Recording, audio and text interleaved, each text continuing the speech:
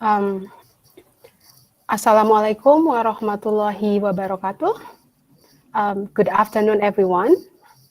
I am delighted to welcome you to the Habibi Center Talking ASEAN webinar on Durian Diplomacy in ASEAN, Future China's Dominance or a New Door of Opportunities. My name is Herawati. I am a researcher of the ASEAN Studies Program at the Habibi Center, and it is a privilege for me to be moderating today's webinar with our distinguished speakers. For online participants joining us today, it is great to have you and look forward for your questions for our panelists later on. And it is a great pleasure to introduce to you our speaker this afternoon.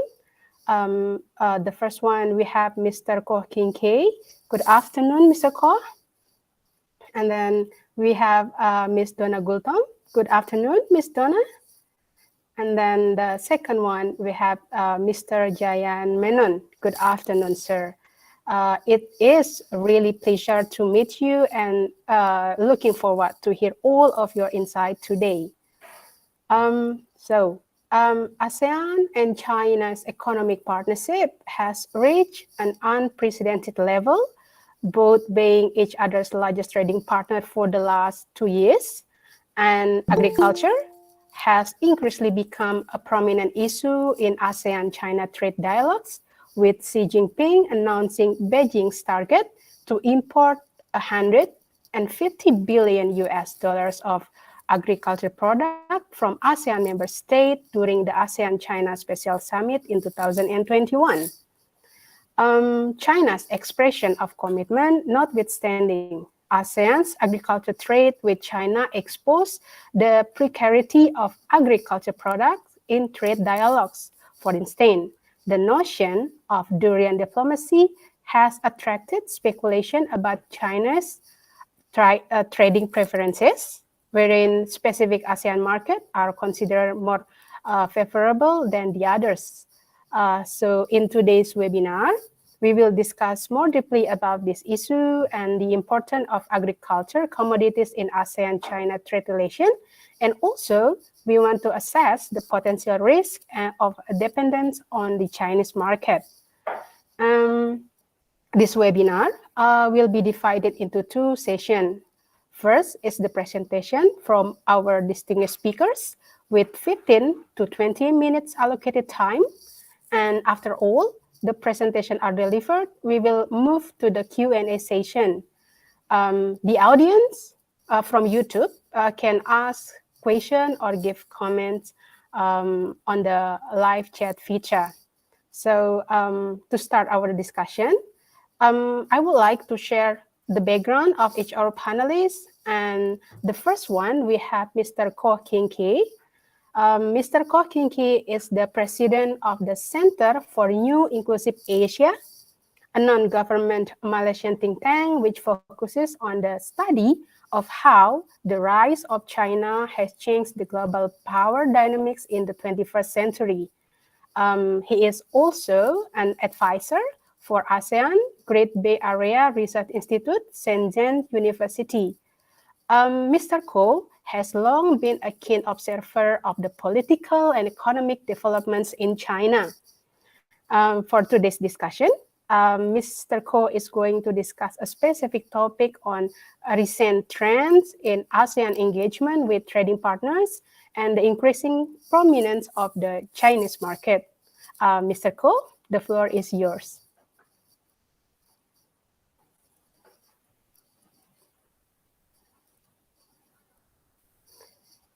I'm sorry, you are still muted.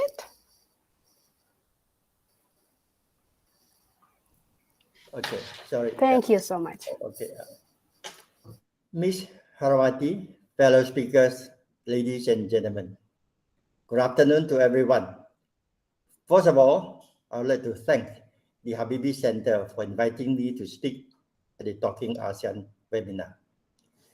It is indeed an honor for me to speak at this webinar And I'd like to take this opportunity to share with you my views on China-ASEAN trade relations now and beyond. And where does ASEAN stand amidst escalating US-China strategic competition? I'd like to start my talk with a quick recap of the relationship between China and ASEAN. China's official engagement with ASEAN countries began in 1972, when Malaysia became the first ASEAN countries to establish diplomatic relations with China. Singapore was the last.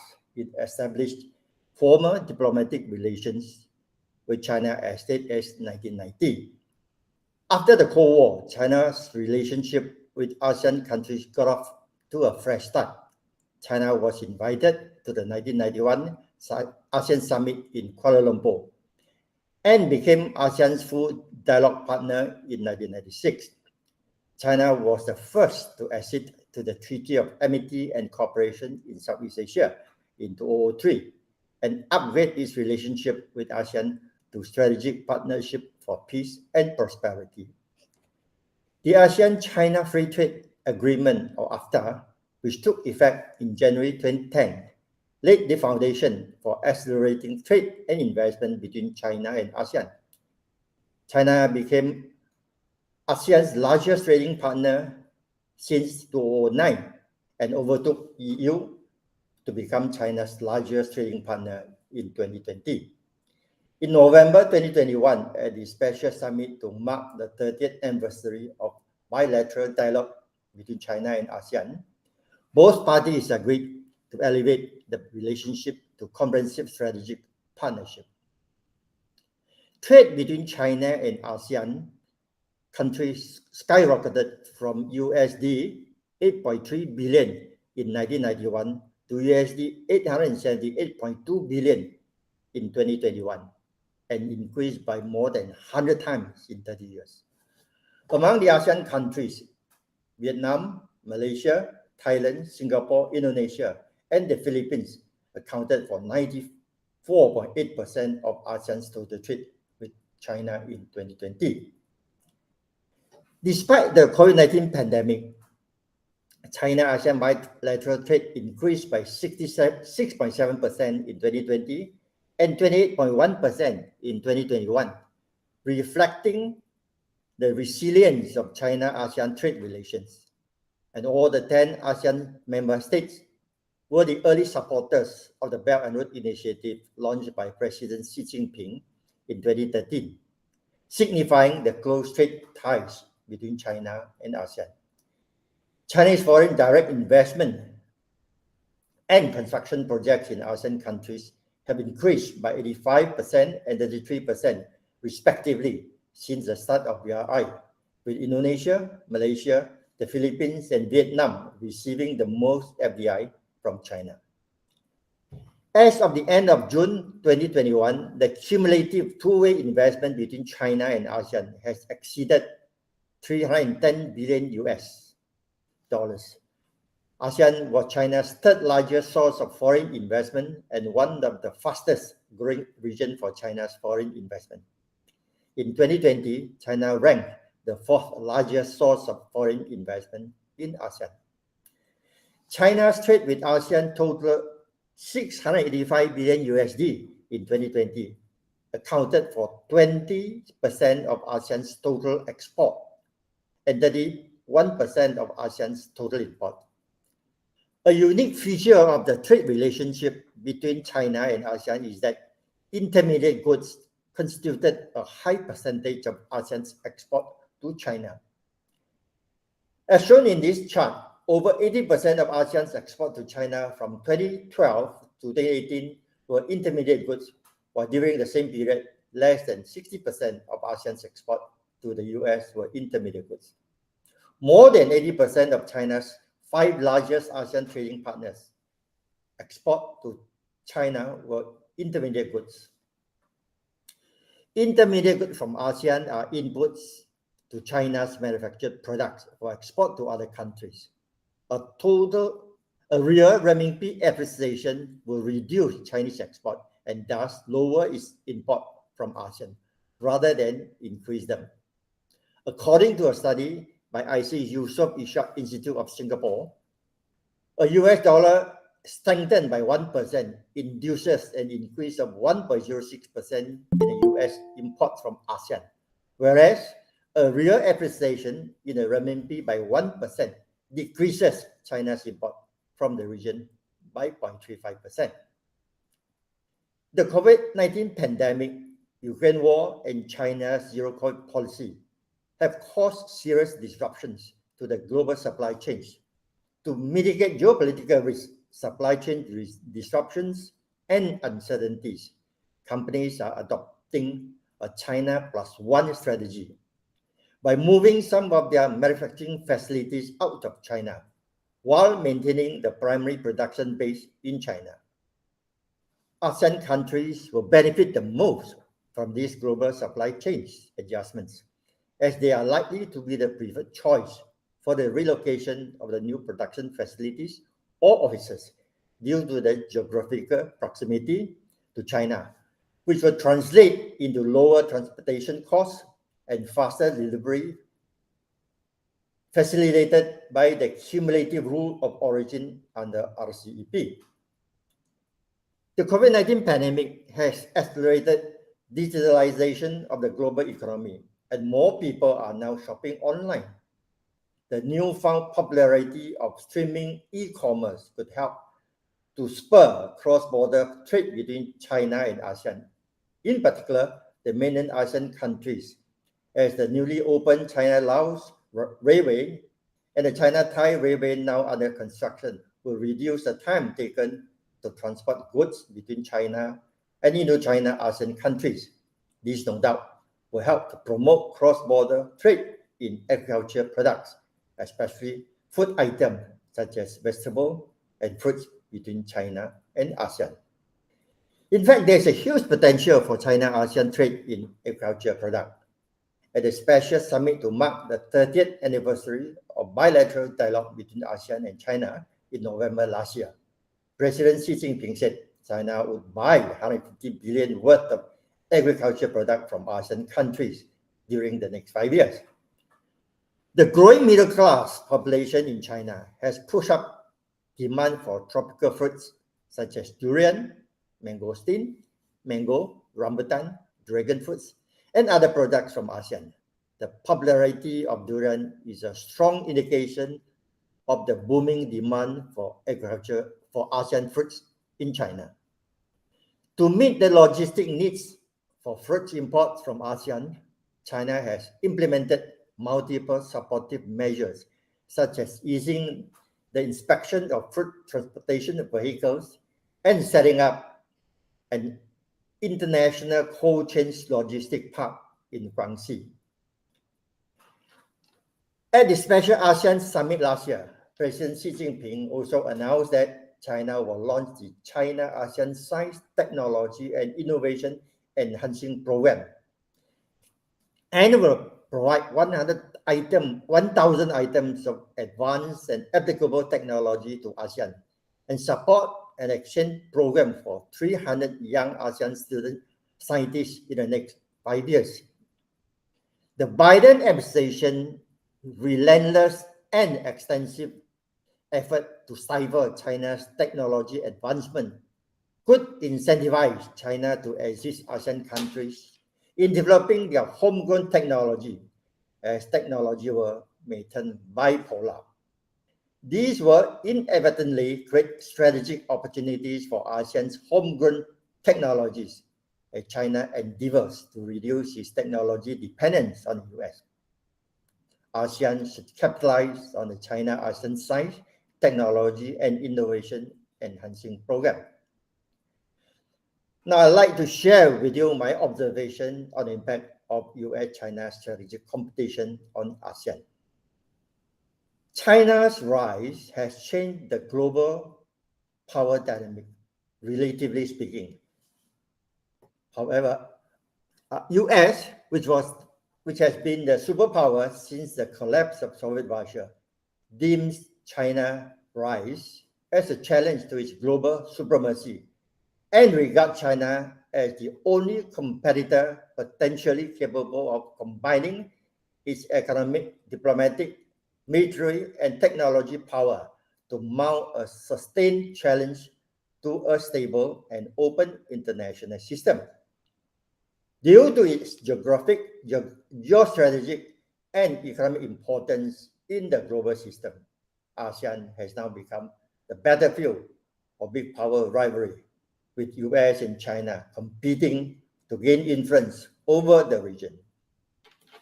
Biden launched the Indo-Pacific Economic Framework in May this year, consisting of 14 participating founding members, of which 7 are ASEAN member states. The Indo-Pacific Economic Framework has 4 policy pillars, namely connected economy, 2, resilient economy, 3, clean economy, and 4, fair economy. However, evidently, this is not a free trade agreement, but US effort to reassert its economic domination in the Indo-Pacific to counter Chinese increasing influence in the region. In fact, it is economic component of US Indo-Pacific strategy motivated by geopolitical consideration. As ASEAN's close neighbor, China's geographical proximity to ASEAN is the inherent advantage China has, which the US can't remove. Geographical proximity could translate into savings in shipping costs, quick response, and fast delivery, which is crucial to a country's standing in the global supply chain. ASEAN's total trade with China is double that of the trade with the US. As I explained earlier, China has a higher degree of economic complementarity with China as compared to the US. ASEAN countries are open economies, with export accounting for more than 50% of the GDP. It is therefore not surprising that, notwithstanding the South China Sea dispute, ASEAN countries tend to lean towards China economically. China's huge and growing consumer market is projected to double by 2030, according to a McKinsey report.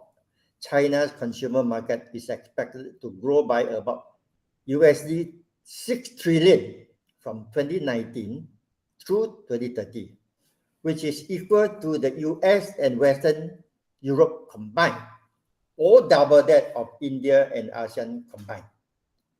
China contributed close to 30% to global growth annually in the past decade. Despite external turmoil and visible domestic headwinds due to the sluggish property market, local government debts, and disruptions caused by the zero-COVID policy, China has not been derailed from its economic growth track. To reduce its dependence on export for growth, China has implemented the dual circulation development strategy by placing greater emphasis on its huge domestic market to spur growth. As neighbors and with RCEP serving as facilitator, ASEAN countries could well be integrated into China's dual circulation to take on its continued a bit slower growth. Ladies and gentlemen, US is a country thousands of miles away from Southeast Asia. Its interest in ASEAN is mainly geopolitical. Thus, its relationship with Southeast Asian countries are transactional. As Professor Robert Suttle at George Washington University pointed out, despite Biden administration's garnering support in its competition with China from Australia, India, Japan, South Korea, and Taiwan, as well as European and NATO allies and partners, the competition is unwelcome or viewed warily in Southeast Asia. It adds to reasons explaining the recent US decline relative to China in Southeast Asia. For China, ASEAN countries are its immediate neighbors. Its interest in Southeast Asia is comprehensive, both economic and strategic, and must necessarily be long-term. China has plenty of room for growth, as its GDP is approximately 77% of that of the US, while its per capita income is only about 18% of the US. Given the size of its economy and growth potential, China's rise unquestionably will bring about both challenges and opportunities for ASEAN. Going forward, as China continues to grow, it is likely to become economically dominant in ASEAN, but certainly not domineering. ASEAN must learn how to live with a giant as its neighbor. Thank you.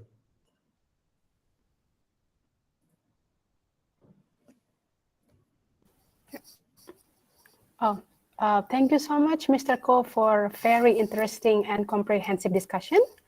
I also like make a note on some important points you mentioned, such as the growth of the China trade to ASEAN. It increased for like 100 times from 8.38 billion US dollar to 878 billion US dollar in only like 30 years.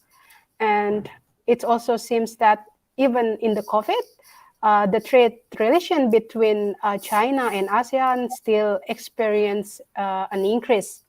And also you also touch on the rivalry between China and the US in ASEAN, and how China rise has changed the global power dynamics.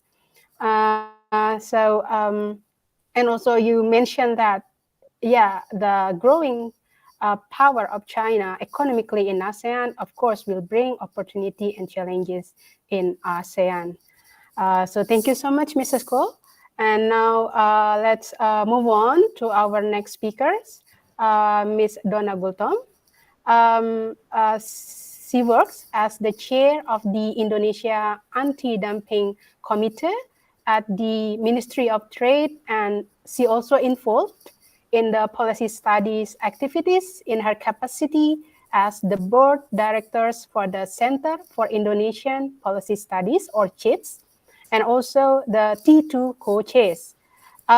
Ms. Donna is a former director of ASEAN Trade Negotiation at the Directorate General for International Trade Negotiation, Ministry of Trade from 2014 to 2020. She also served as the trade attaché of Indonesia in Canberra, Australia, where she facilitated export and investment in Indonesia. Ms. Donna Gultom will deliver a presentation on ASEAN-China agriculture trade and the notion of Durian Diplomacy. Ms. Donna Gultom, you may start your presentation. Thank you. Yeah, thank you, Ms. Rawati, for giving me a time. I think good afternoon to all of us, especially to the speakers. Mr. Ko, your presentation, I just say and nod in my head and say, yes, I fully agree with you.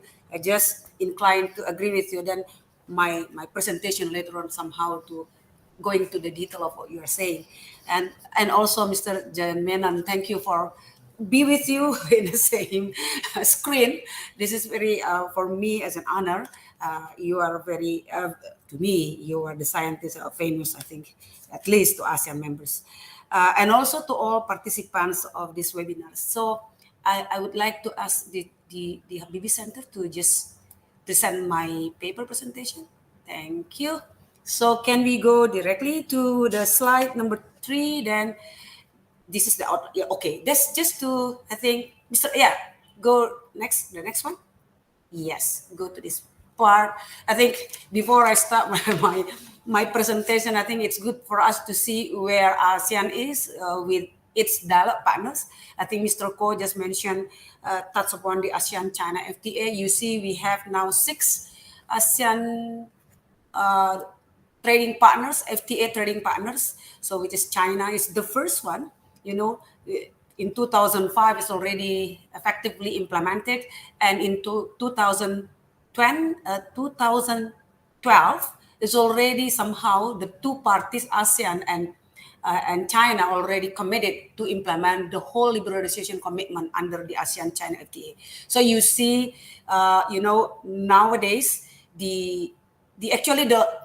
from the tariff itself, you'd say the markets open between ASEAN and China, and that's why we see now, especially during the COVID, how all of a sudden the ASEAN become the biggest trading partners of this China. I think this is also, I think Mr. Ko already highlighted something on this, because ASEAN is the very close neighbor to China, and ASEAN is a trading partners of China vis-a-vis.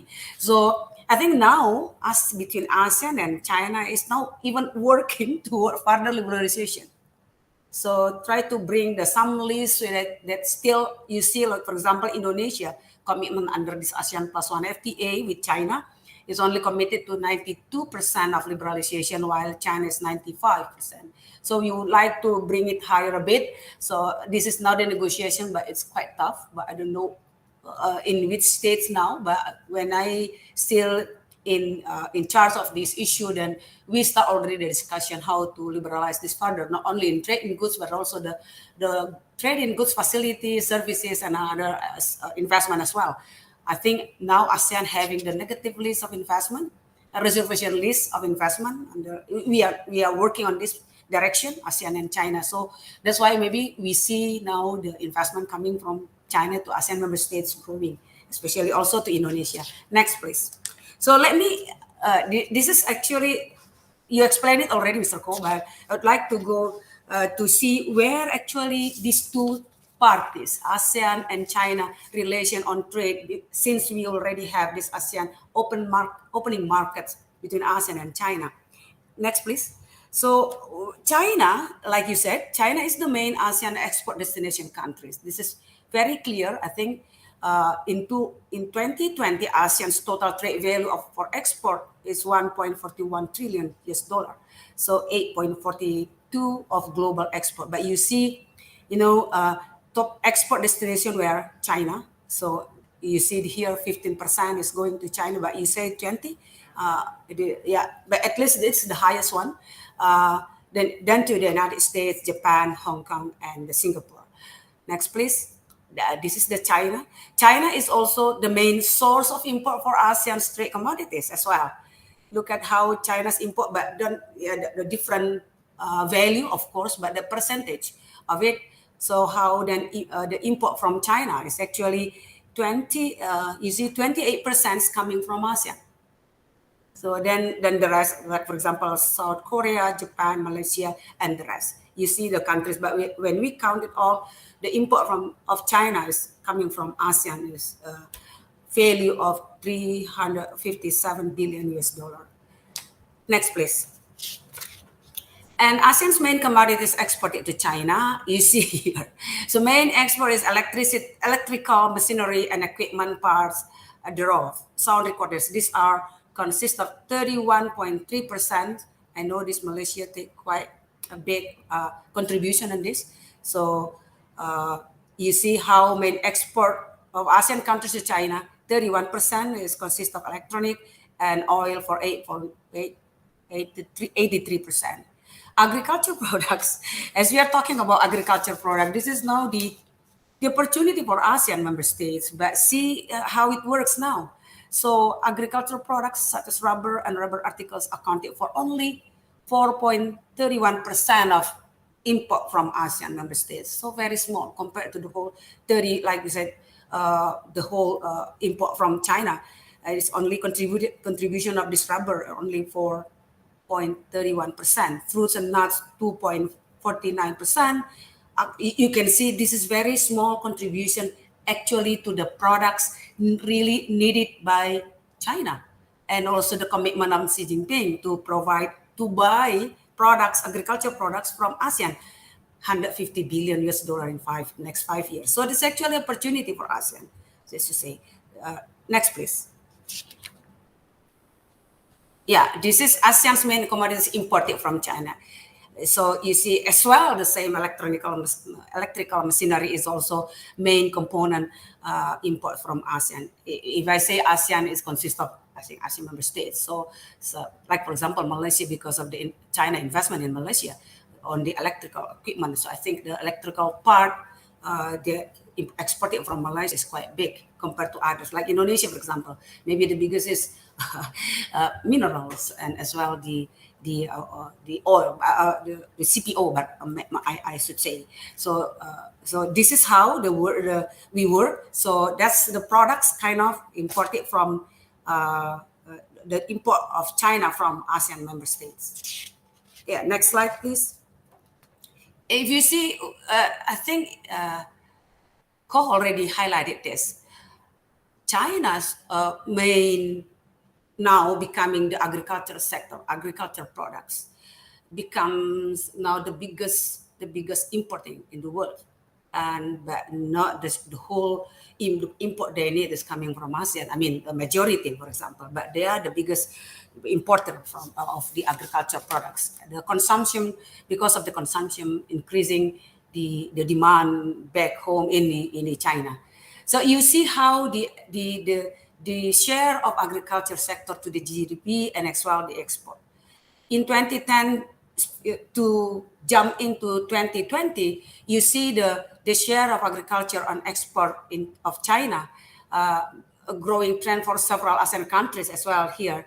So China shows in ASEAN is growing, but China's no change from 2010 to 2020. So they remain as if this is not the focus of China to export because of the demand in China is so big. Even they are now the biggest importer in the world for the agriculture products.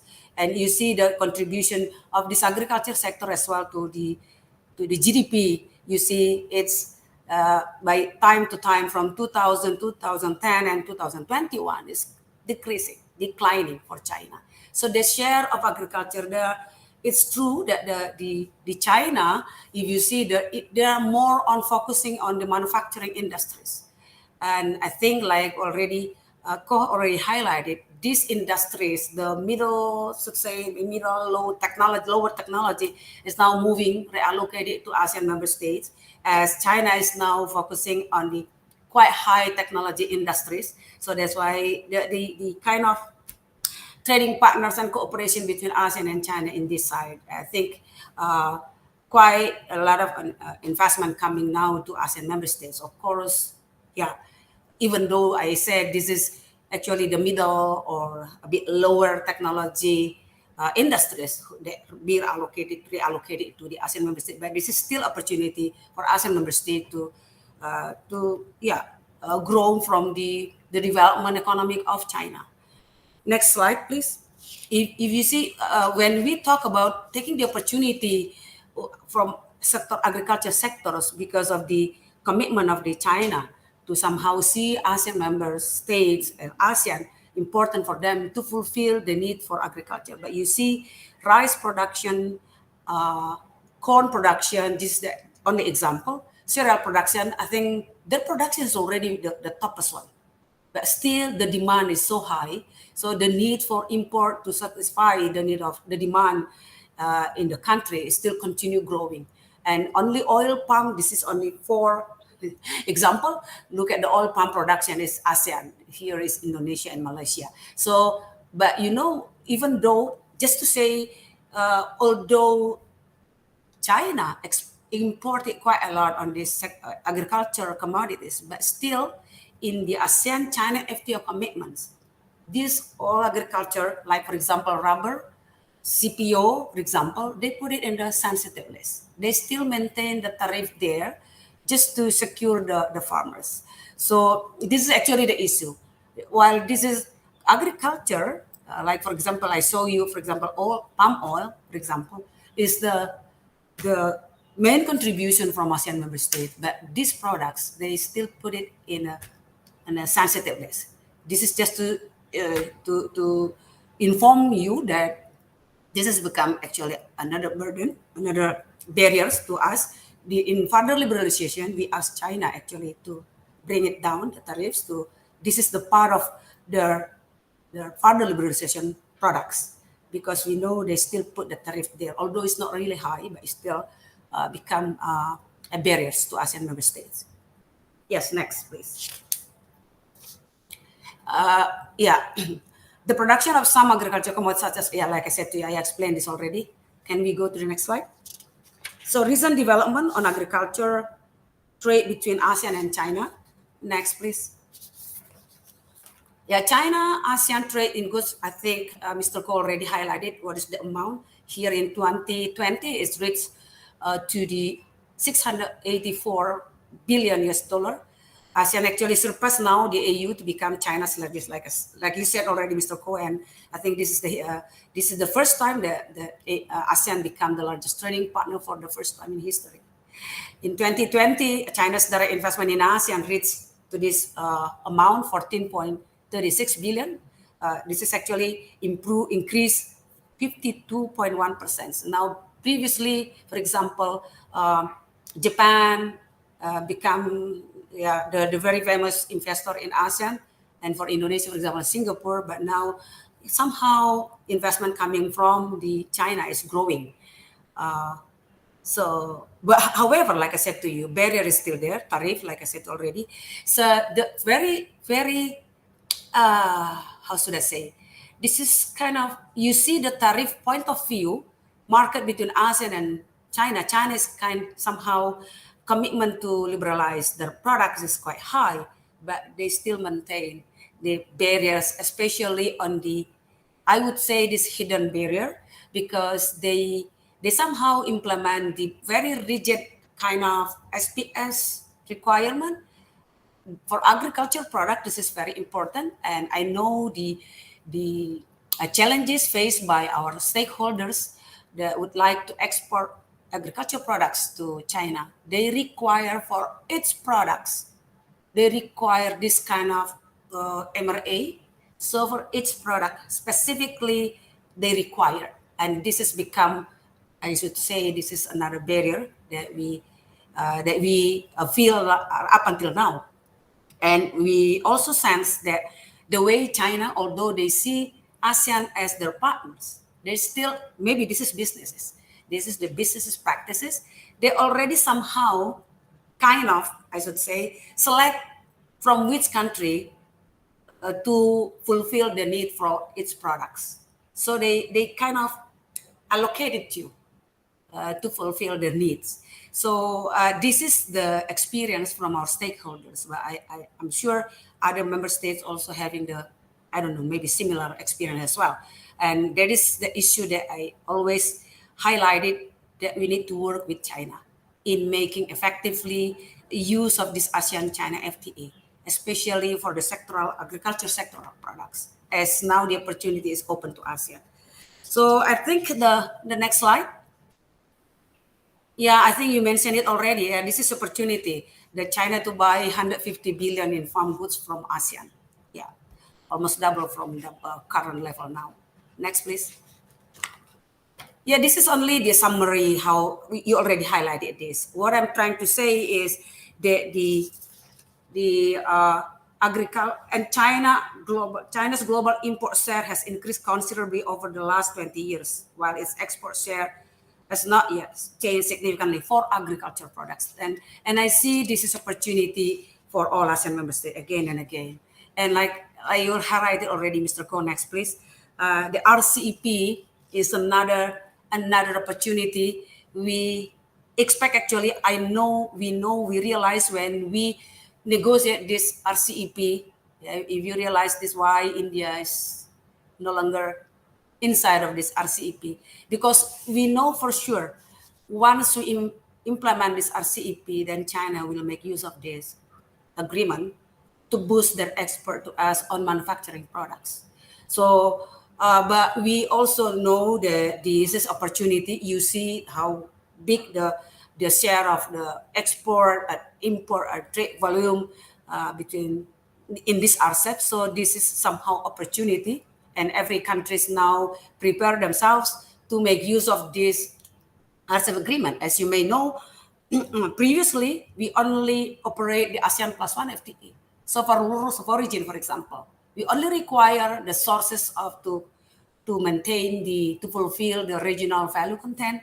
Normally, we work between ASEAN member state and the partners. In this case, is China. But now this is not always automatically be implemented. Like for example, Indonesia, if we would like to having additional benefit out of this RCEP, we need then any establishment of industries, new investment coming that utilize these our members states, not only, so because rules of origin, if only you source from only one party, you don't need to use the RCEP agreement. Because from market access point of view, I think the products that being liberalized by ASEAN and China is just almost the same, although some additional market access is there. But still, without new investment, making use of this RCEP agreement, this will not work in ASEAN member state and especially Indonesia as well. So this is the opportunity, but we have to work out this. Our homework is quite a lot. So next, please. Dependency, I think I make it, I don't know whether the time is too long. The dependency is there. Next. While, oh, sorry. ASEAN countries, for example, Vietnam, Malaysia, Singapore, Philippines, and Indonesia have become increasingly dependent on China because you see, since 2005, they're the first trading partners with opening markets is ASEAN. So we maintain our conventional trading partners with China. So that's why the biggest part of export is China. And actually, like you said, Mr. Ko, China don't look at us as competitor per se. They look at us as their partners. But still, the capacity is already different. So I think the opportunity to make use of the commitment through cooperation, I don't know how this can work, to make use of this $150 billion for agriculture sectors for ASEAN member states. I think the government side will work on this with China. Next, please. See here next. See here, as of now, the agriculture commodities required by China from ASEAN as of now. Tropical fruits, palm oil, natural rubber, cassava, food preparation rice. These are all commodity. We are not yet talking about manufactured products. Mostly agriculture commodity. But we actually would like to have market access to China with this agriculture industry products. So this is the intention, I think, if you would like to make use of this RCEP as well through this cooperation. Next, so what the ASEAN required as well here, if you see here, just try to see where the existing now, what kind of agricultural products actually already traded between ASEAN and China. Next. So here I put a slides, one or two slides, to show you the dependencies, impact of trade dependency for ASEAN countries. Indonesia, for example, you see here the negative consequences for economic dependence to China, where a 1% drop of China's. This is more on if something going on with the economic crisis with China, it will affect us for 0.3% drop in Indonesia. So this is a dependence. So really, what's going on now when it start the trade war between China and US, it will affect us as well. So I think not only for Indonesia, for Malaysia as well. Next. Yeah, Malaysia, it says that a 1% slowdown in China's gross domestic product can result to a 0.8% decline for Malaysia. It's even bigger than Indonesia. So Vietnam here, they say Vietnam trade deficit to China has been growing rapidly. The heavy reliance on China's intermediate and capital goods has left Vietnam vulnerable on its production chain. So really, this is, for me, to see China's something going on with China is also scary us, because you cannot avoid. China is very important to ASEAN as well, to Indonesia as well. But you cannot say, of course, the sentiment for China is there, but this is the real fact that our dependence on China is quite high for this ASEAN. Next, I think almost. I think I still have another one. Let me close my presentation here. The fact that using trade as a weapon in geopolitical situation nowadays, making the global economic condition is becoming uncertain. ASEAN member states have to aware of this and make optimal use of ASEAN-China FTA to minimize the effect of this geopolitical situation affecting trade. Secondly, just would like to somehow implication and become conclusion. ASEAN trade dependence on China, majority of ASEAN member states, should I say, including Indonesia there, Malaysia, Vietnam there, and Thailand. I think seems difficult we cannot avoid this because this is already a long history. Yeah, that we are so dependent on China. As it was growing since the entry into force of ASEAN-China FTA in 2005. And therefore, ASEAN needs to work on agriculture sectors to improve its share market in China. China's import, I think, on agriculture product will continue to grow. This is opportunity for ASEAN. China, and the opportunity that they plan to boost economic cooperation between ASEAN and China. This is, I think, ASEAN and China has to work seriously to make this happen. And again, works with China on unnecessary anti-arms. This for in ASEAN member states, we cannot move up if this so quite tight anti-arms measures that being implemented by Chinese. At least if this is the requirement, we have to work. They have to willing working with ASEAN member states. So lastly, then China will not see ASEAN as competitor. This is we realize. But more on partners in trade. So it really up to ASEAN and China to work further to make this happen. That we are really biggest trading partners of China, not only in agriculture sectors. Of course, we have to work extra for this, but also to the manufacturing sectors. Thank you, Ms. Herawati, for this time. Thank you so much, Ms. Donna Gultom, for a very insightful presentation. And I noted in your presentation that China is the main ASEAN export destination countries, and China is also the main source of import for ASEAN, a trade commodity. However, the barrier still exists, both for the tariff and non-tariff barriers. And also, it was interesting to see like how a dependency of ASEAN countries to China is increasing. And you saw us that if 1% decrease on China economic growth, it will directly impact the, let's say, Indonesian growth by 0.3. And also in Malaysia, it will be 0.8% economic growth decline. So, and even you say that in Vietnam, even it's more vulnerable than those two countries. So I think it's like very interesting now to see the dependent is there. Okay, thank you so much, Ms. Donna Gultom. And before I turn to our last speaker, I would like to gently remind our audience on YouTube that you can write down your question or comments on the live chat feature. I will read it after all the presentation is presented. And don't forget to mention your name and your affiliation. Thank you. And last but not least, I'd like to invite our third speaker, Mr. Jayan Menon.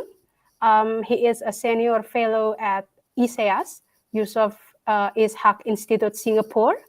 Mr. Jayan Menon joined the ISEAS to continue his work on trade and development in the Asia region.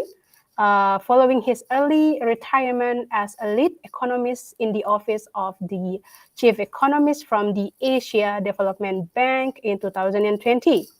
Mr. Jayan Menon began his work life as an academic in Australia, spending almost a decade at the Center of Policy Studies at Monash University. And he has worked also at several academic institutions, including the University of Melbourne, Victoria University, the American University in Washington, D.C., and the ADB Institute in Tokyo. Mr. Jayan Menon will be giving a presentation on the prospect and risk of dependencies on the Chinese market for ASEAN and its member state. Mr. Jayan Menon, the floor is yours. Thank you. Thank you. Thank you very much, Ms. Herawati. I trust you can hear me and see me. Let me start by first thanking the organizers, the Habibie Center, for having me back again to talk about these important issues. I've enjoyed very much listening to my co-presenters Mr. Ko and Ms. Donna Gautam. And I think what I'm going to do today is going to be a nice progression or continuation of what we've already heard, first from Mr. Ko and also then Ms. Donna Gautam. I will be drilling down a bit deeper. I think we've been moving deeper and deeper, starting from the top down. And my presentation, which I will try and share with you now, will focus in on the role that supply chains in the region, in particular global supply chains in manufacturing, have to play in this whole relationship with China. ASEAN's dependency with China is twofold. One is through agriculture, which you've already heard from Ms. Gultom, especially Donald Gultom, but I want to focus in on the manufacturing side, and in particular how they are linked to supply chains. And in this respect, the US-China trade war, which we've already discussed to some extent, is critical in affecting those supply chains. So the thing first thing to remember about supply chains, of course, is the high level of interdependency. So when one part of the supply chain is affected, then the effects reverberates throughout the whole chain.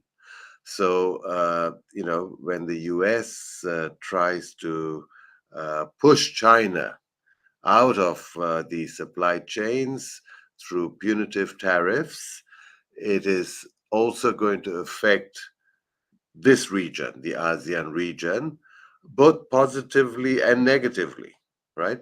But I think the important thing to remember is this high level of interdependency. Now, we've already heard, I think Mr. Ko talked about how there is the China plus one policy being pursued, but how a number of ASEAN countries are already benefiting from the US-China trade war through restructuring and relocation of the supply chains. Vietnam is been much discussed in the newspapers and elsewhere as being a major beneficiary of this type of restructuring, but others as well, Thailand and Malaysia too, and perhaps starting to increase now is also Indonesia and the Philippines, where we also see some of this investments moving out of China. In fact, it's not just foreign firms moving out of China, but China itself is moving out of China. We've seen that in the numbers already presented, in the huge amounts of FDI from China flowing into the ASEAN region. And of course, we often are told that COVID-19 gave this whole process a major boost. It increased the amount of the restructuring and the pace, but it doesn't account for all of it. I think the trade war is probably the bigger factor in affecting supply chains, but both are actually accelerators rather than inducers. So they're not causes, they just speed up what has already been happening even before the pandemic or before the trade war. In fact, the restructuring out of China started with rising wages and the tightening of environmental regulations in China way before both COVID or the trade war, right? So this is a natural outcome of progress and of success, that you have wages rising And the flying geese pattern of supply chain relocation, applies equally to China as it does to other countries in this region. Global supply chains, by their very nature, are dynamic beasts, right? They are forever evolving. Restructuring and relocating is actually their very lifeblood. So it's nothing unusual. In fact, it is totally usual and expected. It's how they are born and it's how they grow, through shocks and through adjusting to shocks and evolving and adjusting. So even a small change in cost competitiveness can result in entry or exit of some GSEs, right? But here, I think I want to highlight the difference between the change in costs, like rising wages in China that pushed a lot of the relocation out of China initially. I want to compare that with a tariff, a small bilateral tariff that is part of the US-China trade war, right? Now, if a small change in trade costs can cause GSE relocation, then even a small bilateral tariff can have a much greater amplified effect on relocation. This is because there is no one-to-one equivalence or relationship between changes in trade costs and changes in bilateral tariffs, right? So, for example, a 10% increase in wages is not equivalent to a 10% increase in costs due to a bilateral tariff. And I'll explain that point a bit more in terms of trying to understand the impact of the trade war on supply chains relocation in the ASEAN region. The reason why they're not the same is because the amount of protection that's provided to countries that compete with China for activities along the supply chain is much higher than suggested by the tariff rate alone. Okay, so with the US-China trade war, most of the tariffs have been around 10 to 25%, but the actual protective effect is much more than that. And it's not just to the US. It's not the US that benefits only. It's all countries, including the US, that compete with China for that type of supply chain activity, right? The reason for this is because the tariff is applied on the total value of the product, right? But it's only the value added share from China that triggers the tariff. So even if only 1% of value added is from China, let's say for a product that costs $100, right? Only $1, for example, comes from China. A 10% tariff is still applied on the $100, right? Not on the $1. So it's 10% of 100, the total value of the product, not $1, which is the Chinese value added. So it's really $10 on $1.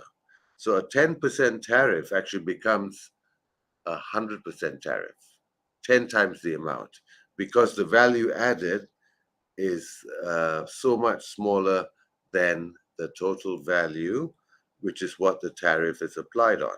But it's the value added that causes the tariff to be imposed in this US-China trade war. In fact, I've called this the effective rate of spillover protection, and it's a very simple formula. I don't want to focus on this. but it's just the tariff divided by the value added, alpha, right? So in my simple example just now of a $100 product with 1% value added, let's say it's 10%, actually, that's much more realistic, 10% value added, right? A 10% tariff is applied on $100, right? The total value, which is $10. So $10 is really applied on the $10 value added effectively. So that is 100%.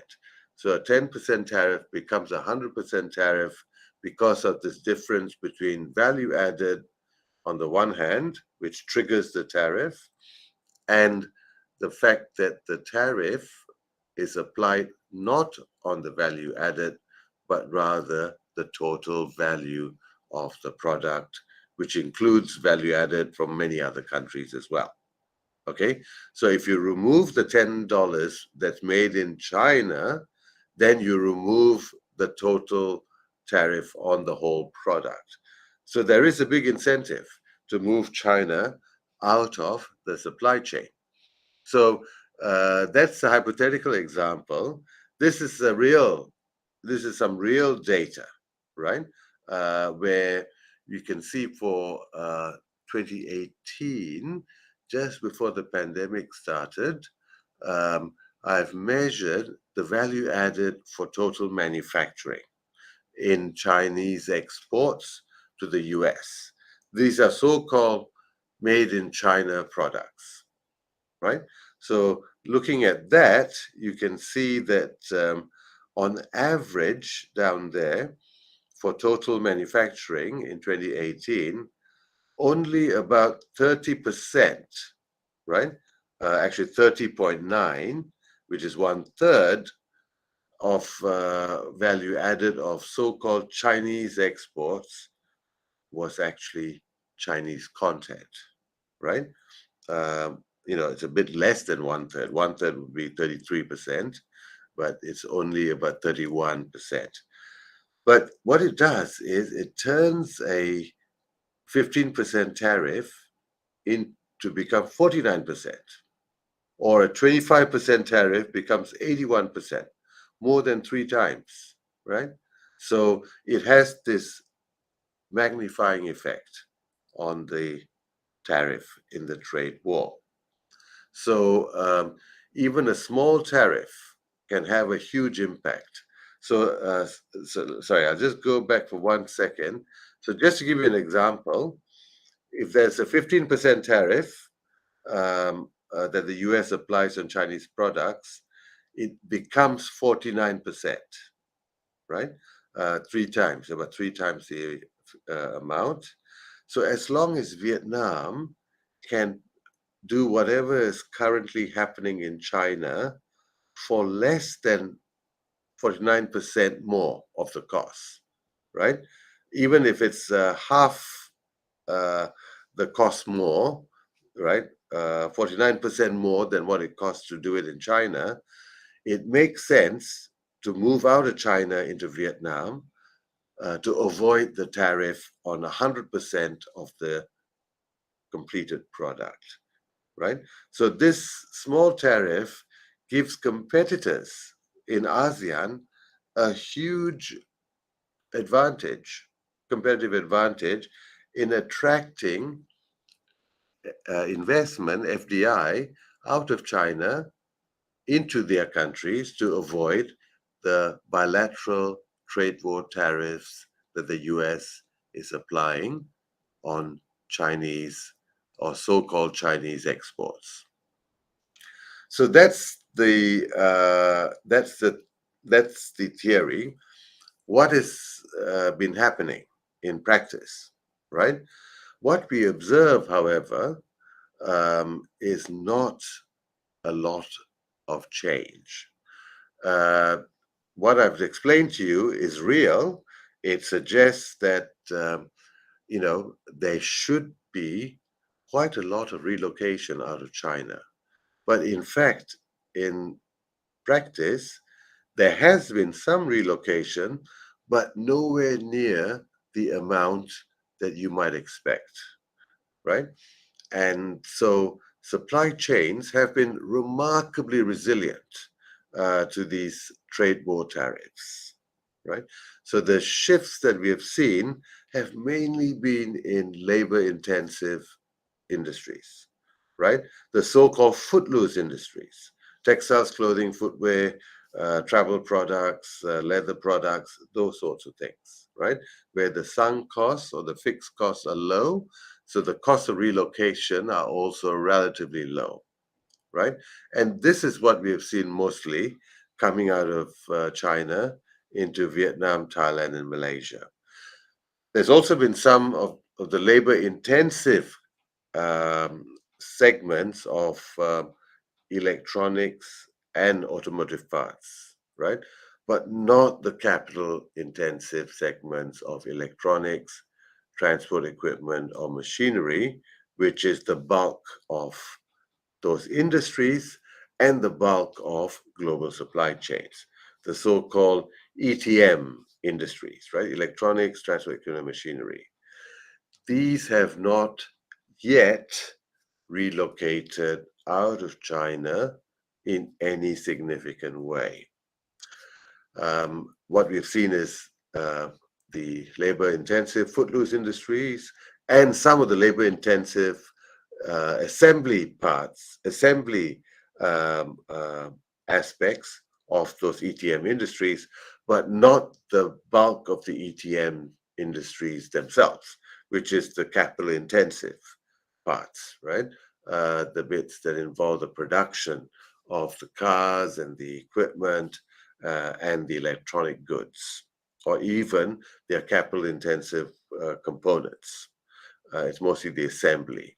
And this has been highlighted in a lot of the surveys that have been conducted. There's a famous one by AMRO in Singapore, but also it's reflected in the trade data, right? The trade surplus with the US has actually grown since the trade war, right? It narrowed a little bit, but now it's gone back to being more than it was before the trade war started. And, you know, trade and investment numbers are booming. Of course, now China is slowing, so that might change, but that's a different issue.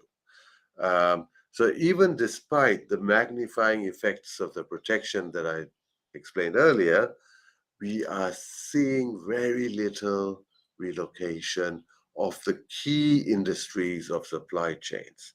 And therefore, this leads me to conclude that supply chains are much more resilient than they appear. ASEAN's current dependence on China is still very much intact. There are changes taking place, but not in the key industries, the ETM industries, and not in any great measure, not in any significant way. And that's something I think we have to bear in mind, especially when people start talking about the need for reshoring and friendshoring, and when they start providing subsidies to try and get firms to return home. The US is doing it, Japan is doing it, others might start doing it. The taxes, the tariffs haven't worked. The subsidies are also not working. A lot of the Japanese firms that were given subsidies to return from China did come back to Japan, and they did accept those generous subsidies. Then they waited for a while, and then they went back to China subsequently, right? Or they came back to Japan, but they didn't stay in Japan. Some of them moved on to other parts of ASEAN, right? But so these subsidies are actually very distortionary and do not actually serve their purpose anyway. And the same is true. I think we'll see the same to be true for the US. The US is trying to retrench a lot of so-called, semiconductor and component parts industries, but you have to keep in mind that this is a very complex web of parts and components. Semiconductors is not a product that's built from start to end in one place. even semiconductors have a complex network of supply chain that produces it, right? So you cannot simply try and shave off one aspect and say, okay, we want components, semiconductors to produce in the US for security reasons. Here are some subsidies, please come home. I think we'll find out that that will not really work. But I think what we have to understand, the reason why these things don't work is because these ETM industries are capital intensive with high shares of fixed costs. The technologies involved are not very divisible. They cannot be divided up very easily and separated out. So that there are fewer segments of the supply chain that can be transferred across borders. This is the so-called ecosystem we hear about, right? You cannot simply recreate that whole ecosystem very easily or very cheaply. It'll be very costly to move these capital-intensive segments of ETM industries, and we haven't reached a point yet where it makes economic sense to move them out of China. That's not to say that we won't reach that point. If this trade war escalates further and moves up to include bans on technology and so on and so forth, then there will come a point where it makes economic sense to shift the whole thing out. But we haven't got there yet, and hopefully we won't get there because it'll be very costly for ASEAN as well, not just China. And in fact, it'll be even costly for the US in the long run, even if they don't realize it now. So I think the fact that these complex production processes operate within an ecosystem that is less divisible and more difficult to recreate elsewhere suggests that they are locationally resilient. And that is not a bad thing. And this is something I think we should stop trying to change. So I think the US, if they can start winding back the trade war, because they're the ones who started it. China, of course, is retaliating. But if we can start reversing this, then I think it'll be good for ASEAN, it'll be good for China, and it'll also be good for the US, even if that's not abundantly clear as yet. But what all of this means, I think, is that ASEAN supply chains are still very much China-centered. They were before the trade war and the pandemic. They still are, although less so, but they still are. And they're likely to remain so for the foreseeable future. And this is a reality that ASEAN countries must navigate around. As the trade war and the frictions continue and seemingly escalate. It seems that we are on the track of escalation, which is unfortunate. So I think this will be a difficult period coming up, but ASEAN's prospects are still very much tied to China, a bit less so than it was before the trade war, but still very much dependent on China. China is now a major investor, as we have heard, in ASEAN. And so that is also increasing interdependencies. And so we must live with COVID as we must live with China and the US. Both are important partners, trading and economic and strategic partners.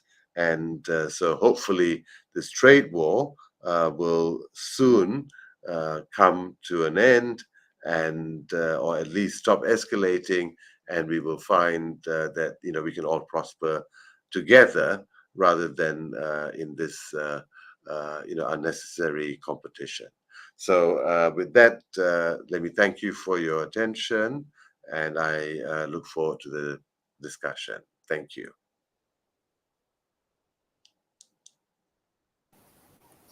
Yeah, thank you so much, Mr. Jayan, for your comprehensive and very interesting presentation. So I know that you mentioned about how the effective rate of spillover protection works and how the global supply chains are more resilient than they appear. And you also saw us how ETM as the industry with with the capital intensive and high share of fixed costs, hard to move or relocate.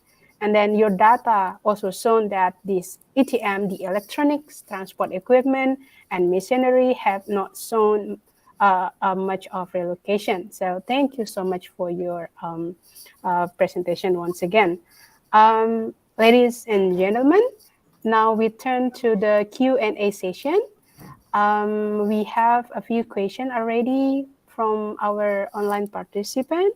So let me start from the first question. So the first question is from Sidik. Sidik is from Bandung. And then the question, so he has two questions, and it's for all the speakers to respond. In response to all speakers, discussion on dependence or interdependence on the Chinese market, how would all speakers respond to concern over China's food security in the future? And what opportunities or challenges should ASEAN expect? Perhaps we can start from Mr. Ko. Am I? Yeah. Yeah, can you hear me? Yes, I can hear you. Yeah, I think this issue of dependency is interesting, but I think you just can't avoid. This world is not perfect. You have to trade with someone who has the capacity to buy or to manufacture, right? You say, I don't want to buy with China, of course. It is very natural that as a person, as a country, you do not want to depend, too much on someone. But that is an ideal situation, okay? Now I actually, I have some figure here which I want to share with you. China's rise does benefit the whole world. Let me read this to you. This is a research done by Hong Kong University way back in 2019. According to this report, from 1994 to 1990. Let me see. Between 1994 and 2017, a 1% increase in the share of U.S. apparel import from China would lower the annual rate of growth of U.S. apparel price index by approximately 2% points. Now, what I want to highlight is that now the reduced price of non-oil consumer goods has resulted in an estimated average annual saving in the U.S. consumers of $623 billion between 1994 and 2016, approximately 12% of the average annual U.S. non-oil consumer expenditure during the same period. And it says it will reduce. The level of the U.S. CPI in 2017 would have been 20% higher if the share of U.S. non-oil import originated from China had remained in the 1994 level. Now, I quote this figure to show that, as just how everyone has said, globalization does benefit everyone. Of course, it is not even. Some benefit more, some benefit less. But the trouble is in this world now, it so happened that everything has been geopoliticized. So if everything you geopoliticize, well, you hurt your opponent, you also hurt yourself. So I think, well, the choice is up to you, But I personally feel that someone who understands China slightly better because being an overseas Chinese, it is not in Chinese culture to hurt someone. It is a saying that don't do anything that you do not want others to do to you. So that is a guiding principle.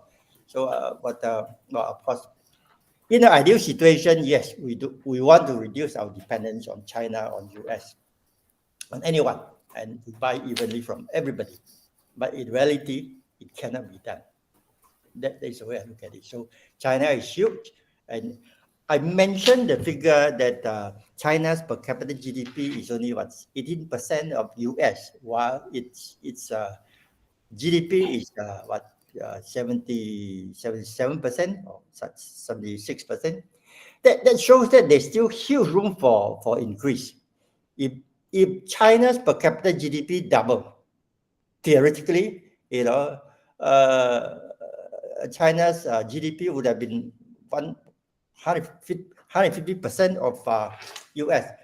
China's is huge because of the number.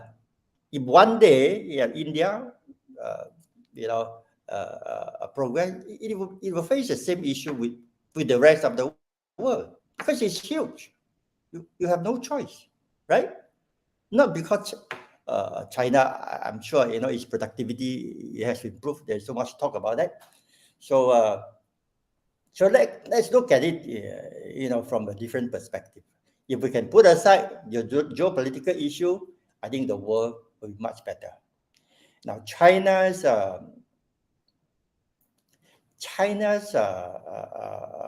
worldview is that we are all in the family. China has been promoting this community of shared future. It happened that I'm quite involved in this. So it wants to be inclusive and want to be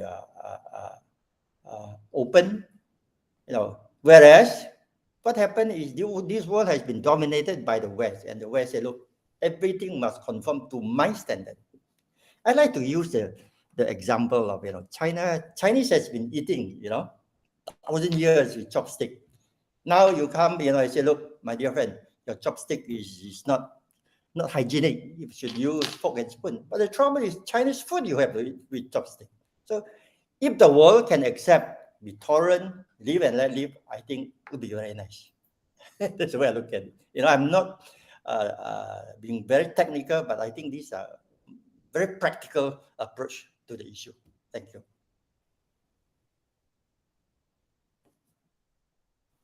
Thank you so much, Mr. Ko, for your response to the question.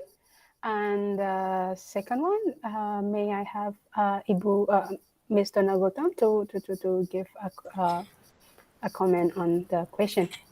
Thank you.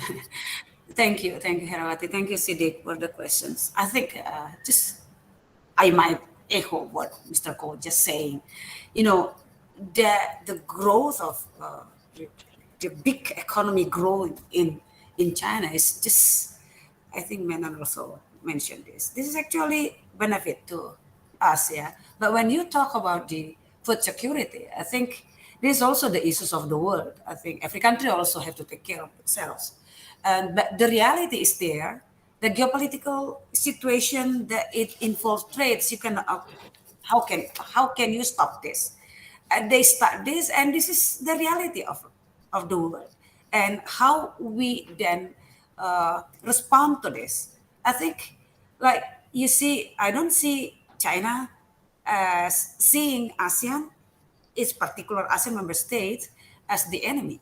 I mean, I think the trade wars happen because of one study, like already explained by Cohen and Mr. Menon. So this is just, I see the way why China did this, because also they somehow being treated unfair as well. So, but we don't like this, but this has happened. So the way I see the food security of, for example, for Indonesia, I think ASEAN member states, so far we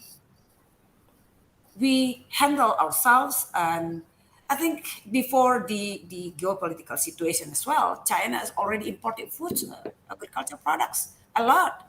And we are still in a good situation. I think our food security will be more affected if the war between Russia and Ukraine still continue. So, because we import some for our food security from that region. So that's how I see Pak Siddiq. So we work on ourselves. I always say, hey, you can take the benefit out of China. So my worry is only if the economy of China is changing and a crisis happening there, and it will affect us. While we have to work our homework, our competitiveness. I know, like Mr. Menon already said, you don't expect, for example, the location of industries on ETC, for example, already the ETM, yeah, ETM. So I think we can work in other sides, in other sectors as well, because the fact is already there. So work on what can bring benefit to our countries, to all ASEAN member states. I think that's how I see this issue. Yeah, we have to anticipate what will happen in the next, but I think we shouldn't see China as our enemy. And that's how I see it. Thank you. Thank you. Thank you so much, Ms. Donna Gultam, for your response. And the last one from Mr. Jayan Menon. Do you have any opinion on this? Yeah, so I think, I agree with my co-presenters. I think the Ukraine-Russia war, or the Russian invasion of Ukraine, rather, has highlighted the whole food security issue, since both are huge food exporters, and many countries have been affected by this. Although food security has been around for a long time, but this time around, there's been a lot more talk about self-reliance, which is what I find a bit disturbing. I'm in Singapore. Singapore can never be self-reliant when it comes to its food, right? It must always trade, right? And many countries are in the same place as Singapore. Singapore is just an extreme example of the need to keep markets open and to resist the temptation that has been increasing to impose export bans at a time of uncertainty and rising prices. We've seen many countries do it. Malaysia, Indonesia, India have all done it for different products. And it hasn't actually helped their producers. It hasn't helped prices all that much either. In fact, it's actually probably going to cost them, lost sales and lost supply channels in the longer term. But this is the temptation that we must resist at a time of great uncertainty and rising, costs. Hopefully, people will realize the mutual benefit of keeping markets open and satisfying our needs. The big challenge of food security is climate change, actually. And this is where we need to ensure that, future growth in the agricultural sector does not exacerbate climate condition, and that we actually find ways of adapting to increasing number of climate events, including weather and natural disasters. That's the challenge, actually. And to the extent that, developed importing countries like Singapore and others can actually help these countries that they buy from adopt more climate resilient or climate sensitive production, that will be a great way of helping global food security, which is what we should focus on, not national food security. Yeah, thank you. Thank you so much, Mr. Jayan Menon, for your response. And I will move to the next question. The next question is from Helmi Aulia, And the question is for all the speakers. And there is two questions again. There are two questions from Helmi Aulia. The first one is there any, let me see, sorry. Is there any way to engage the U.S. in ASEAN trade multilateralism? And the second one is noting that the Indo-Pacific Economic Framework is not an agreement. What can ASEAN expect from it? Perhaps we can start from Ms. Donna Gultom. Do you have any insight or opinion on this question? Okay, Thank you. the first question, on the first question, is there any way to engage US in ASEAN multilateral? Just to inform all of us, actually ASEAN continually engage with the US. So because ASEAN trade to US quite, I think second destination of export from ASEAN, Indonesia as well. US is also the second biggest destination of our export. But the experience, I haven't opened my, sorry. So the experience of ASEAN dealing with the US, I don't know whether Ko or Mr. Menon highlighted that the interest of US to develop kind of arrangement, trade between US and ASEAN is actually for trade per se. This is try to somehow secure, I don't know how the relationship, so then the trade will not be dominated by I think China is now the biggest enemy in code, they see. So I experience working with US, if we bring them into our ASEAN multilateral agreement, I mean, like I say, maybe ASEAN US FTA, for example, or US coming into RCEP, I don't know. I never see them interested in joining us because the background is there. That's how I see. So they would like to bring the, how should I say, the level of any arrangement with the US to the very high level. For example, you have it in TPP. So you see how many countries of ASEAN member states involved in this. So even now, US is out of this CPTPP now. CPTPP is implemented, but not the TPP itself. So to me, the way I see dealing with US, we maintain what we already have now because we have our interests with them and try to work with the United States for the interest of our own economic interest with them. So far, it works. I know the intention of the Indo-Pacific Economic Agreement is already been how long this been discussed with ASEAN member states. I think, Indonesia saying that we are interested in this. I don't know whether we are really serious on saying this, but maybe the TPP countries, they get used to how to deal with the US. So I don't know whether the interest of all ASEAN, I don't think so. The interest of all ASEAN member states to bring the US into the FTA kind of agreements, and maybe vis-a-vis US as well. They don't have this yet in their mind. That's how I see. I think I respond to the two questions, right? Thank you. Maybe. Okay. Thank you so much, Ms. Donna Gultom. Yeah, thank you so much. The next, perhaps maybe we can have it from Mr. Ko.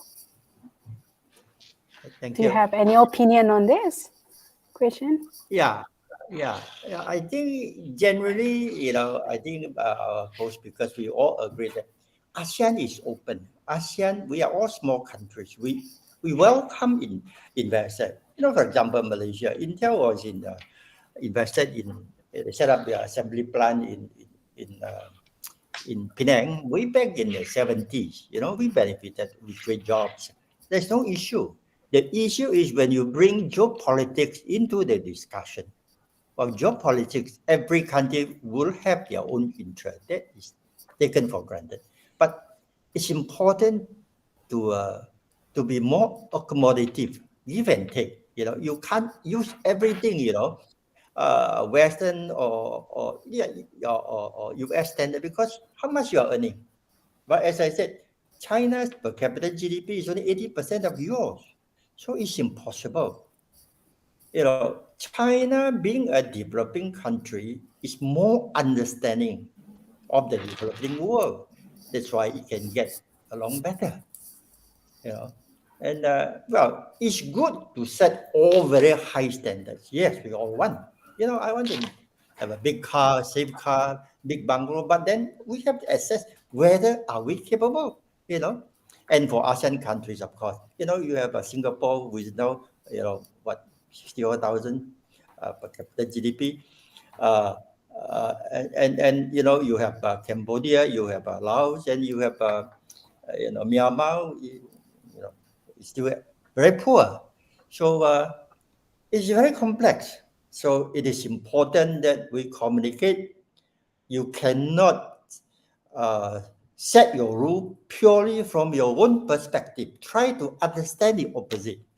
Then I think the world will be much better, right? And I remember, I was watching the speech by the Indonesian defense minister of how, Asian value to solve conflicts. I think that should be the way, Yeah, I was writing an article about this Chinese culture. I just want to share with you. You see, there's this Chinese scholar who give an analogy of Western culture and Chinese culture. He said Chinese culture is like a duet. You seek for harmony. Western culture promotes is a duel. You confront each other. So, well, I don't know. There's certain. Maybe he's right. I was educated in the West. I think I can understand Western culture as well. Not everybody is like that, but well, when you drag geopolitics into your discussion, it is going to be very, very difficult.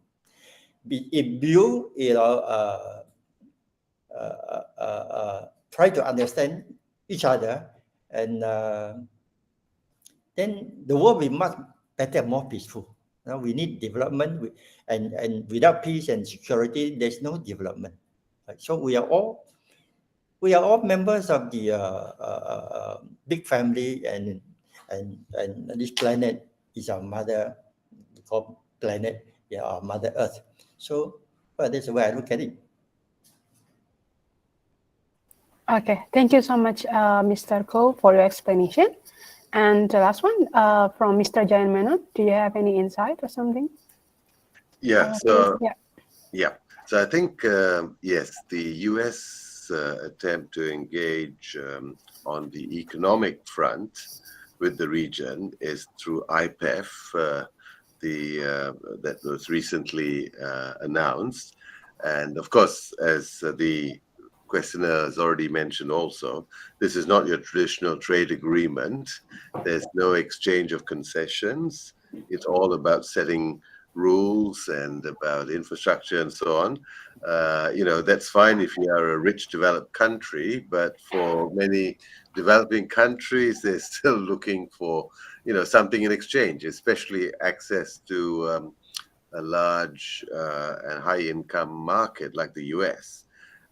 So they are not terribly keen on implementing all these rules, which have short-term costs but long-term benefits, without any compensation in the short term, which is access to this huge US market. And the reason the US is not keen on this is because of their domestic politics, right? So, the situation is such that any kind of free trade agreement, any politician that embraces a free trade agreement is committing suicide in the US, right? And this is why the TPP, as Ms. Donagoto mentioned earlier, never happened. And it became the CPTPP without the US and in a much more watered down fashion. This is because you just simply cannot sell a free trade agreement to the US electorate at the moment, because rightly or wrongly, they blame these types of agreement on the hollowing out of the middle, right? And the so-called export of jobs, and how, you know, the industrial belt is suffering throughout the US. I think they are actually picking the wrong, you know, culprit here, but that's how it is, and that's how politicians are responding. And so we cannot expect too much from the US for the foreseeable future in terms of re-engaging on a traditional economic agenda. But let's see how IPEF goes. It has some sweeteners, and also allows a lot of flexibility. You know, you can negotiate on any one of the four pillars, not necessarily all. But let's wait and see how that goes. I think that the US will continue to engage in areas of defense and climate change and strategic cooperation, but it will still lag behind on the economic front for those domestic political reasons, unfortunately. Yeah. Thank you so much, Mr. Jayan Menon, for your response. And we still have two more questions. And the question is from Nisa. She's from London School of Economics. And the question is specifically for Dr. Dona Gultom. The question are, so there are like two questions here. What other strategies should Indonesia and Malaysia devise to pressure China into lifting tariffs on palm oil? And how should ASEAN contribute, or could ASEAN do anything at all? So Ms. Dona Gultom, the question is for you. You said how many questions? This only one? There are like two questions. It's Okay. What other strategies should Indonesia and Malaysia devise to pressure China into lifting tariff on palm oil? Yeah, And okay. then how should ASEAN contribute, or could ASEAN do anything at all? Okay, Thank so you. actually one question, but try to engage ASEAN. Yeah. I think the ASEAN is also unique, yeah. So in responding to this, you know, ASEAN is working, we open up our market among ASEANs. And when we having trade relation with other partners, I think ASEAN has 10 commitments. So we don't have external tariffs. ASEAN has no external tariffs. We don't have external standard of whatever you say. We agreed to so many issues, but only for ASEAN itself. When we have to deal with other countries, then of course we have to communicate ourselves bilaterally with ASEAN member states. So this is the unique. So when the issues come, like for example the CPO, the main producers of Malaysia and Indonesia there, and we have these issues with China because they still put it in the sensitive list and they maintain this. I don't know how to work with this China, because this is the part I see, because during the RCEP negotiation, I negotiate with China on this part.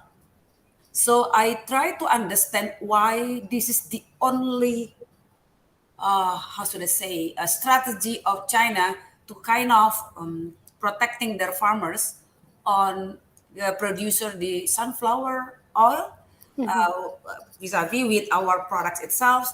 So actually the tariff is not really high, but still this is barriers to us.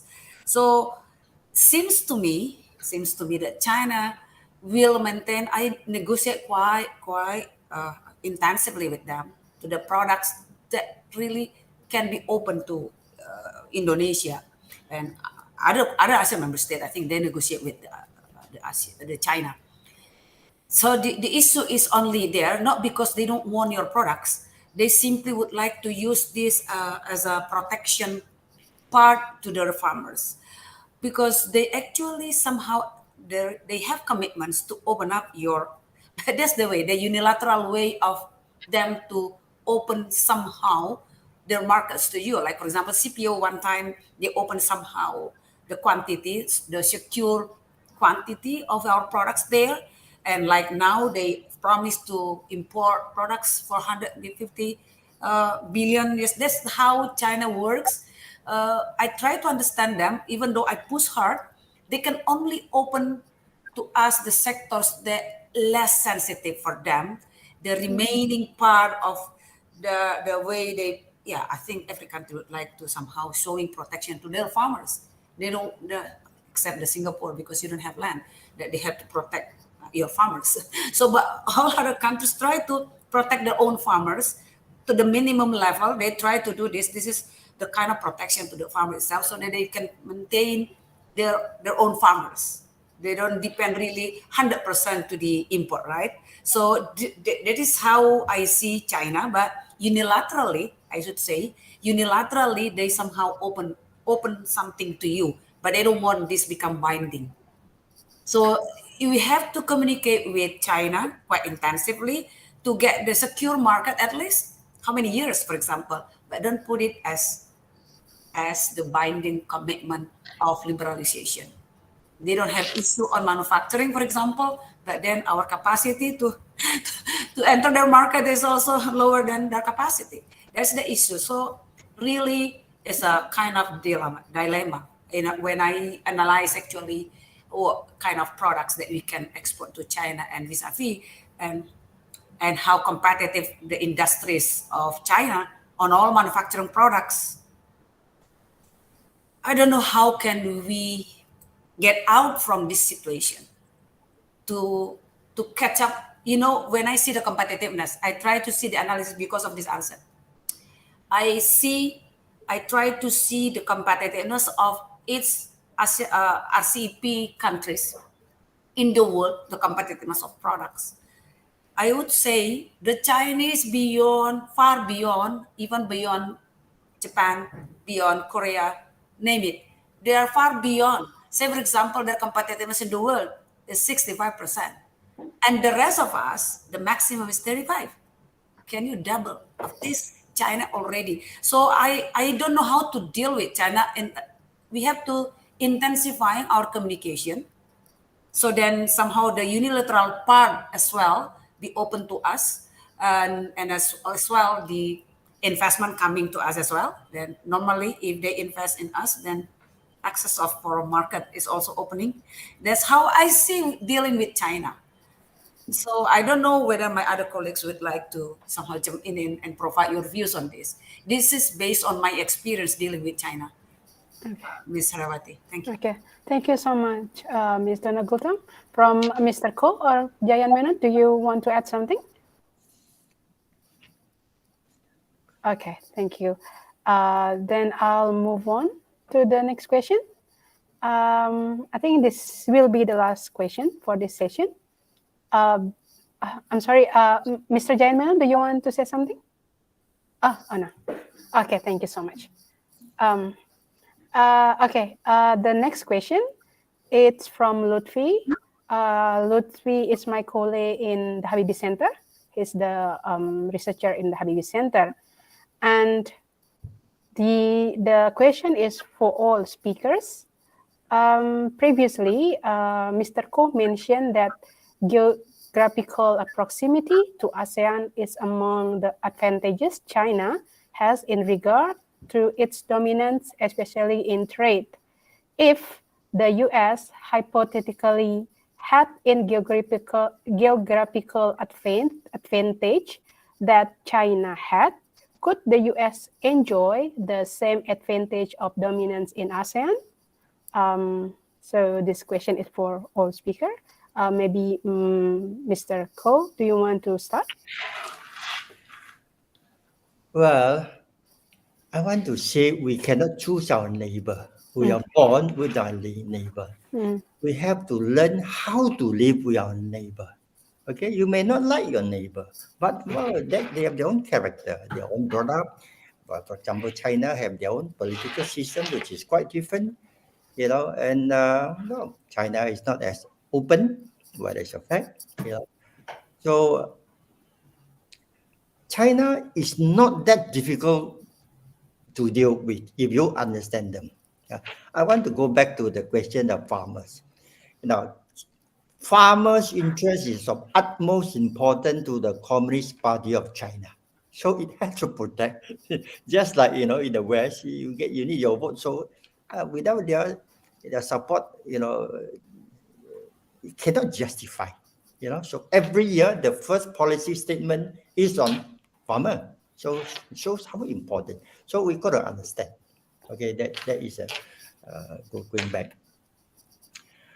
The other thing is culturally we are also different, right?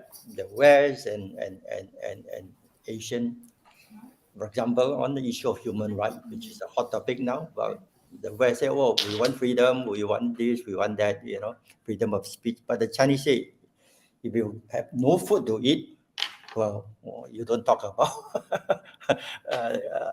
human rights. So there's quite a bit of difference because our stage of development is different. So human beings, we have different needs, right? When you're poor, well, I just want food. When I'm become middle class, well, I want some freedom. I want, go to a good show and things like that. So different stages of need.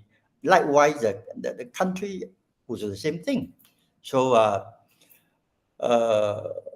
my view is that we have to be more inclusive, more open, not my way or highway. The trouble with the West is my way or highway. You either follow me or you're out. China said, well, but there's a lot of things that China proposed are very good, but I think it needs to be implemented. Otherwise, it cannot convince people. Well, I'm very frank about that, so engagement is very important. Engagement. If you start, cutting off engagement, if the, Washington said now China, the era of engagement is over, then I think it's very difficult. Even your enemy, you want to sit down and talk, and eventually, because you have to settle your problem on table, not, in a battlefield. So I, for one, would say, look, we need to keep talking, and the channel of communication must be open. Very important, especially in this time of turmoil when, taken for granted, every country have their own interests. And I keep saying that in international relations, there's no love. It's only national interest. I think we all understand that. But sometimes we have to have a compromise. We have to respect your opponent so that you will be respected. But you keep hitting the other guy, you drive the guy to nowhere, of course he's going to fight back hard. He will go for broke, for survivor. This is what happened to me. This is what happened in the world now. You don't drive someone to nowhere, right? So they will go for broke. So that's my response. Okay, thank you so much, Mr. Ko, for your response. The next one, Mr. Jayan Menon, do you want to add something, please? Sure. I think going back to the question about whether, if the US happened to be next door to us, whether they have a bigger influence. I think the interesting thing is that, when the US was where it was the biggest influence in this region in many ways for a very long time, not because they were far away, but because China, which was next door, was closed, right?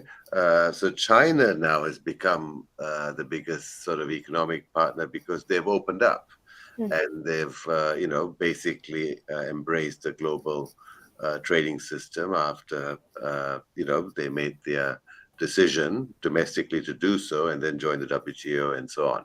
So, that's you don't have to be next door to be a major influence And even today, the US remains a very important trading and investment partner of this region, despite being on the other side of the world. But the cost of distance has been coming down very sharply, right? And this is through technological change. Firstly, through shipping, technology change shipping, but now through the digital revolution, right? The cost of distance now is falling every day, in fact. And this is why I think all these calls for reshoring and nearshoring are contradictory, right? Saying that, we need to be close to our supply sources. And at the same time, these are the same countries talking about the importance of absorbing digital technologies, right? So distance is not the critical factor. It's policies more than anything else. And the cost is not transport, but rather, policy measures that are raising the cost of doing all kinds of commercial engagement. And tariffs is one, non-tariff barriers is the real problem, and all kinds of other policy-induced frictions. That's what we need to address if we are going to actually reduce the costs of trade and increase engagement and integration. And that's what we need to focus on. Thank you. Okay. Thank you so much, Mr. Jayan Menon. Ms. Donna Gultom, do you have anything to add? I don't think Mr. Menon already made it very clear. I think I echo. Okay.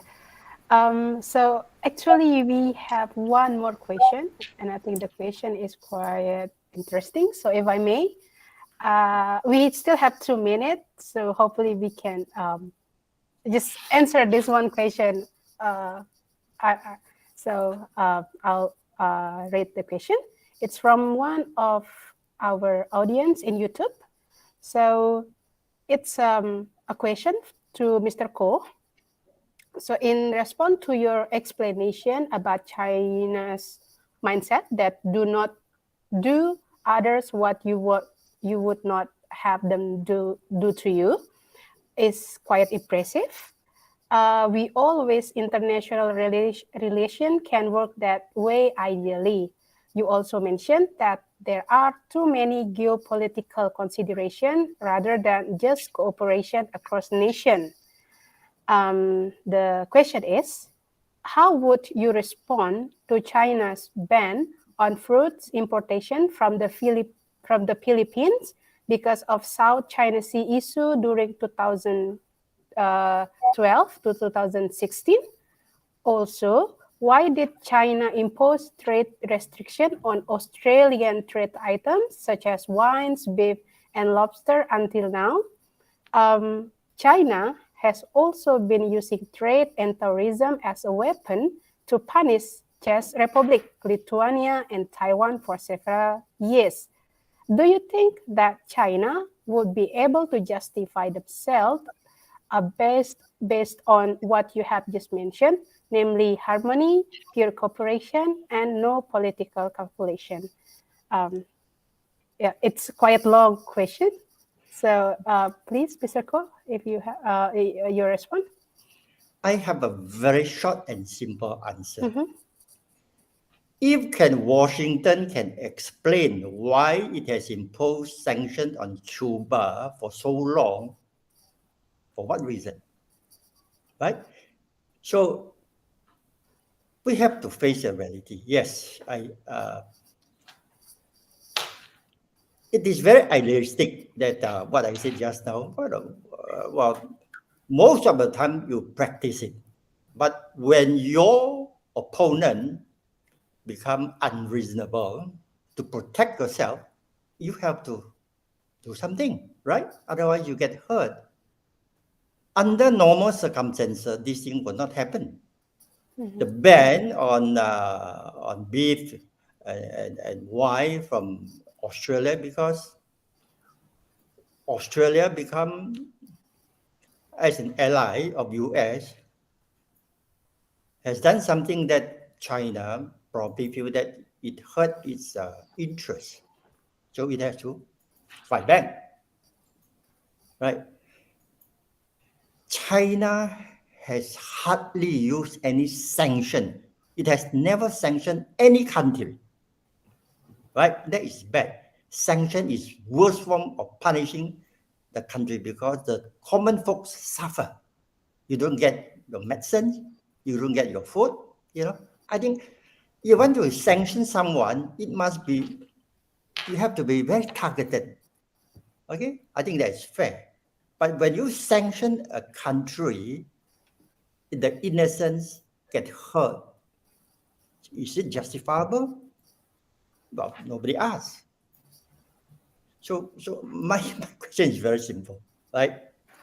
That's all I want to say. Okay, thank you so much. Maybe from Ms. Donna Gultom or Mr. Jayan Menon, do you have anything to add? Okay. I think Ko already highlighted, pointed out Okay, very true. okay. Huh? So I never see China start the war first. I think it's always their mechanism to somehow put pressure to other partners who actually support what's going on with China with other countries. And that's always happen if China has to do some kind of sanction. That's how I see. So actually, quite fair. If your economy is big, I think Indonesia will do the same. If our economy is so influence the world, I think I will use if someone else hit me or hurt me. Of course, I will try to. I think I'm not saying that we are afraid to do something else. That why should we then? I don't like what's going on now. This geopolitical the world becomes so worse now. Why you try to uphold? I mean, support. Even for example, this Russia and Ukraine. Why this continue happen? Because you start doing something, some other countries try to support this action, and this become, you know, I don't know. I think every country has to somehow come down and see, because whatever they do in the kind of geopolitical issues to trade, you bring this issue is really harmful to the whole world. So, but this happened. Like for example, yeah, they say if you use the input from Russia, then your product will not be granted with something, yeah, the very very like for example the lower tariff to you if you use the what is this? Why you have to? But this has happened. So China is doing so. I know because who will support China? No one would like to work with China in dealing to face this. U.S. I think no one. So the only the way I see this is my own views on this issue because I observe what's going on. So they try to use they are using this only from economic side trade because they have I open to you my market. Like I said to you, agriculture products in China is quite sensitive for some products because of they protect the farmer, but they unilaterally open market to you as long as this is not really binding in the agreement.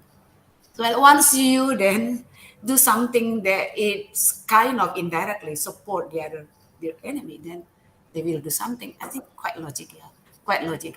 We don't like this. We would like to see China as just Sinterklaas, right? Would like to see them like, but it's not in the real world. So then, I hate this. I don't like this geopolitical situation now. Interfere the economic side, but it happens. It happens. So that's my own view. Thank you. Okay. Thank you so much, Ms. Nagulton, for your response. Thank you so much also, Mr. Ko, for your response previously. And I think we've come to the end of today's discussion. I'd like to thank you again, our speakers, Mr. Ko Kin Ki, Mr. Nagulton, and Mr. Jayan Menon, for sharing valuable insights on this issue, and also for all your comments and responses.